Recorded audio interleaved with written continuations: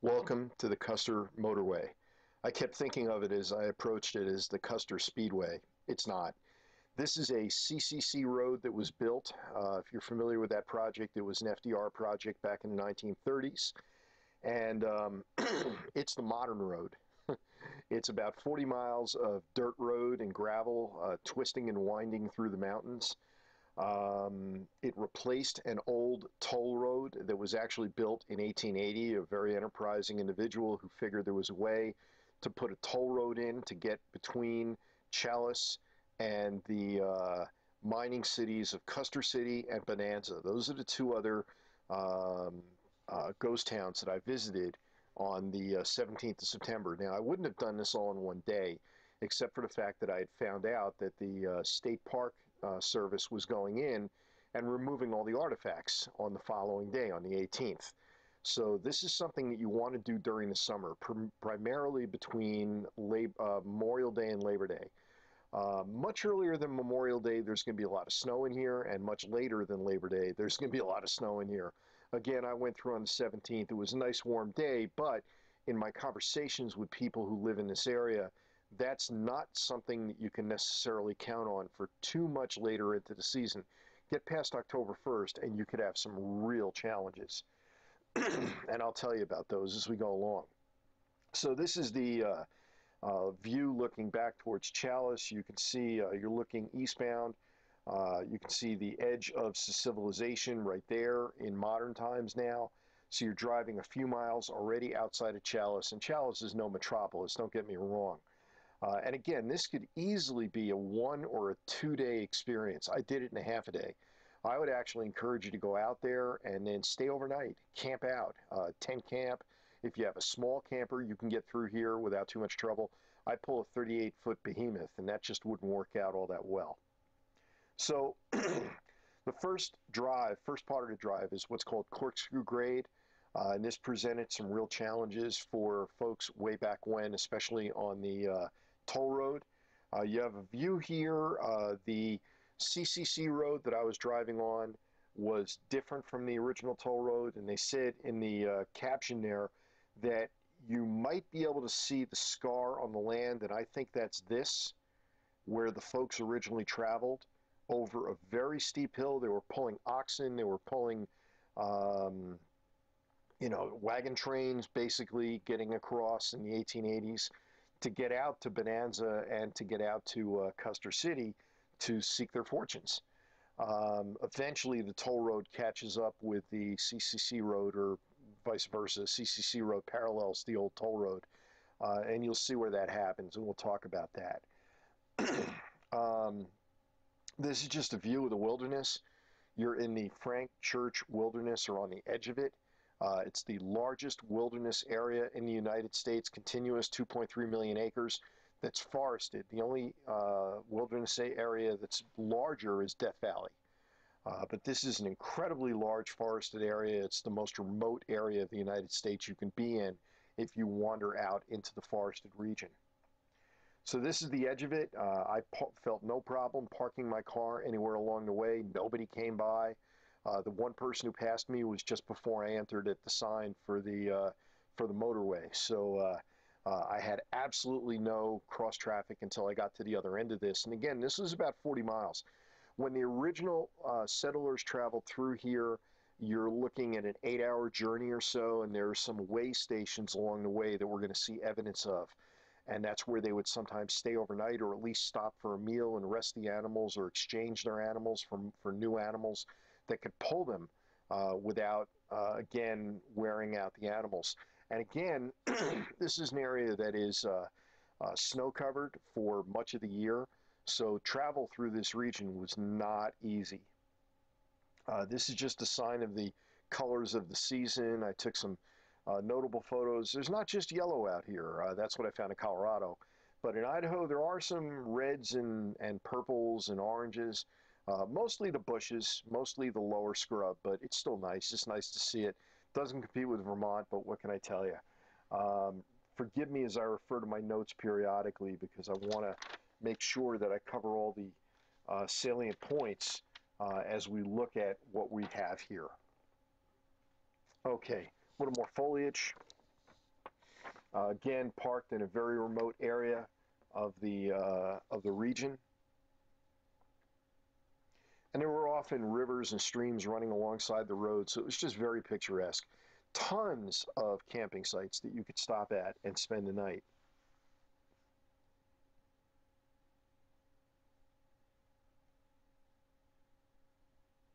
Just enjoy the scenery, enjoy the color. Now we come up on the first of the stations, and Greenwood Station is before the big climb. I'm checking a map to make sure I'm stating this correctly.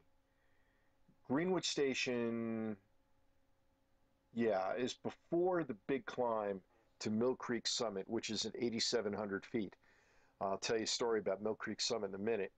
Greenwood Station was one of these places that people would stop along the way and that they would be able to rest or even spend the night if necessary as they would travel. And that stage wagon that you see there started around 1890, I believe, or 1900 is when they were able to get stage wagons, stagecoaches through there. Now all that's left of it is this wall of rock. These rocks, I think, define the boundary. And there was a bit of a ditch out here, and I think that that was the foundation. This is a view from Greenwood Station. And if nothing else, it's interesting to be there and think about the history and think about what these people endured as they traveled. Think about what their rationale was for traveling into such a remote area. And it might be the same rationales we have today and just what life was like not all that long ago. Here's Tollgate Station. Now this is up near the top of Mill Creek Summit. In fact, it is the top of Mill Creek Summit. It's at 8,700 feet. That's where they would hit you for the toll. It was about $5 for a stagecoach. I believe it was something like a dime for every sheep you had. There was more for the mules, more for additional passengers. So they pretty well had you going. And this is what it looked like from up there at the time. This is a view of it. Now, this road will become snow covered fairly soon, early mid-October at the latest. And I know of, from having dinner, Frank invited me to a really great prime rib dinner at a RV park just outside of Stanley. It's 6 miles east of Stanley. Look it up, you'll find it. It's an RV park near Stanley Lake. It's not at Stanley Lake, it's a private park. But his big thing is a prime rib dinner on every Wednesday and Saturday night. Really worth it. Well, one of the attendees at this dinner was a tow truck operator. He owns a tow company.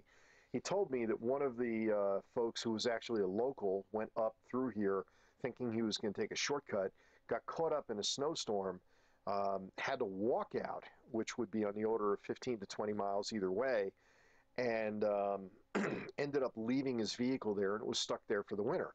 Unfortunately, there are folks that came up and stole his tires and rims, so the tow truck operator had to bring tires and rims out. I don't know how he knew that, but he brought them with him when he finally got him out around Memorial Day.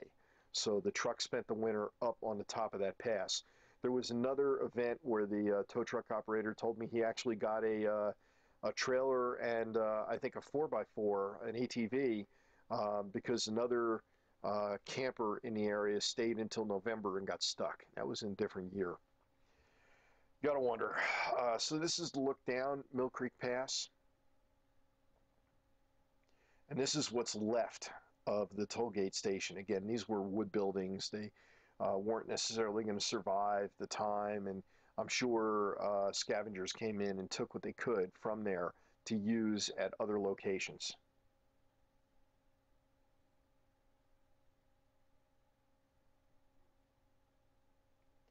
So here's Homestead Station, another one of these stations. Again, this is what's left of it.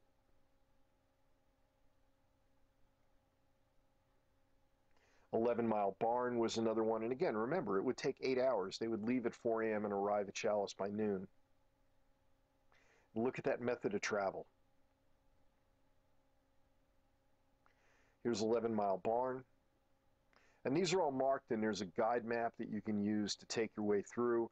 If you drove straight through today on today's vehicles, it would take, I would say, an hour or an hour and a half, maybe 2 at the most. Take your time to go through there. I spent about 4 hours. I would recommend you spend 2 to 3 times that amount of time, and that's why you might want to spend an overnight and stay out there and see what it really was like out in that wilderness. I think that would be a phenomenal experience. Had I thought about it, I would have brought a tent and a sleeping bag and really stayed somewhere along the route.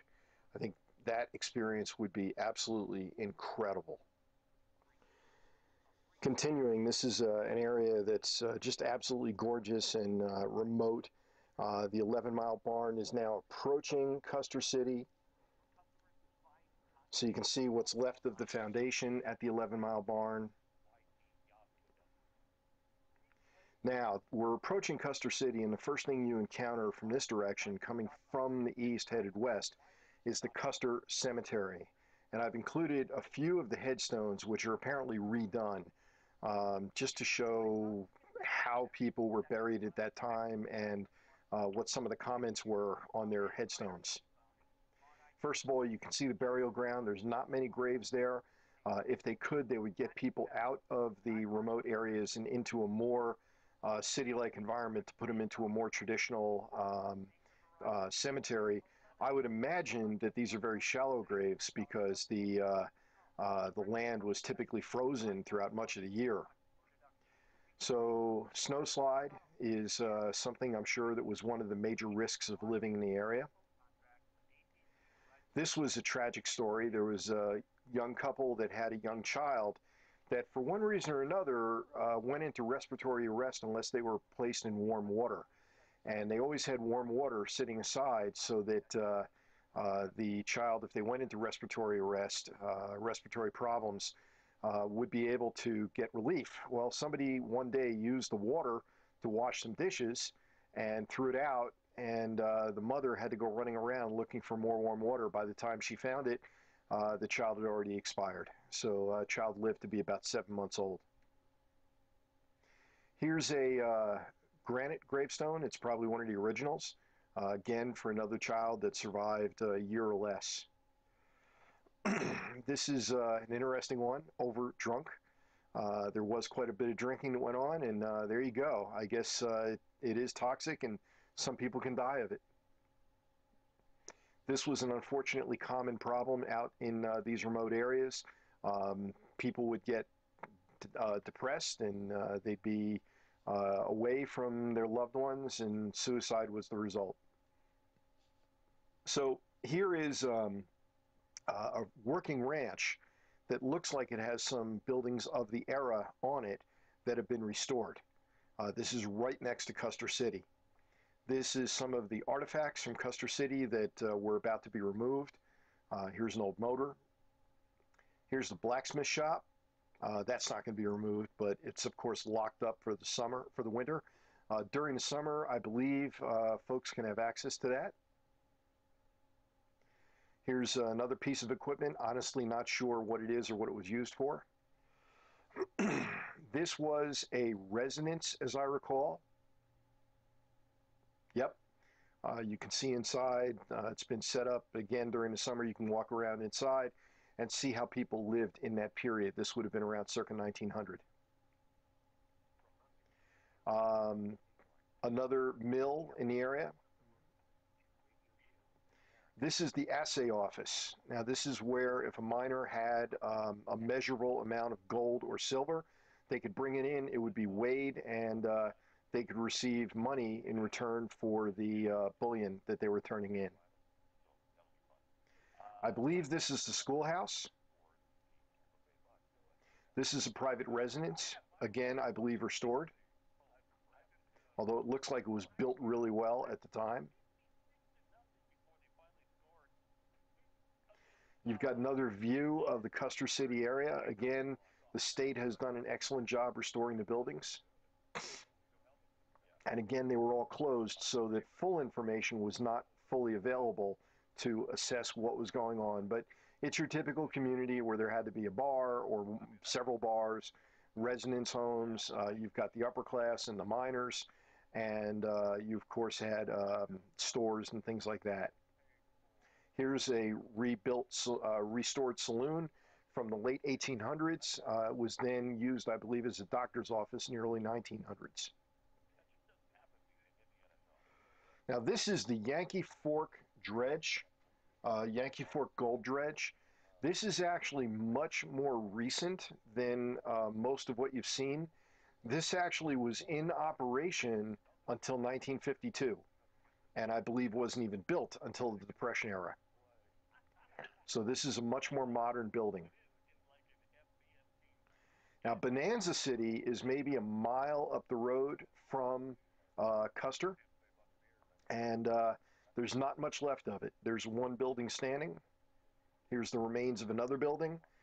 In between these two buildings and along the other side of the street to your right would have been a street full of activity at the time. But again, this was 1880s, 90s, and early 1900s. Now you're looking back into the region, into the road that we came from. This is now shifting gears. What I did was I had dinner up at the RV park near Stanley, that wonderful prime rib dinner. Again, Frank recommended it. Frank is the proprietor of Chalice Valley RV, and again, great place to stay, centrally located to everything you're going to do. Um, and this is where I spent 4 nights. But you've got Stanley Lake, which is I forget the name of the mountain that's overlooking it, but it's a 9,800-foot mountain, and Stanley Lake is about 6,700 feet. This is early evening, late afternoon, absolutely gorgeous. And again, Stanley is known for being the coldest place in the USA. You can see, even though this is mid-September, there's patches of snow up here, and that's not new snow, that's old snow. That's snow from last year. Pretty amazing, huh? These are Sawtooth Mountains. That'll about do it for our presentation. It's been great. Thank you. If you liked what you saw, by all means, please feel free to refer someone else to this or give it some feedback. Give it a thumbs up if you saw it on YouTube. Give me some feedback on my site if you saw it on my site. You see me bouncing back and forth here because I'm looking at my screen and then I could look over at you. Anyway, another shot, you can see lots of snow in that shot. Absolutely gorgeous. Idaho is absolutely gorgeous. It's an amazing state. Thanks much, and you have a great day.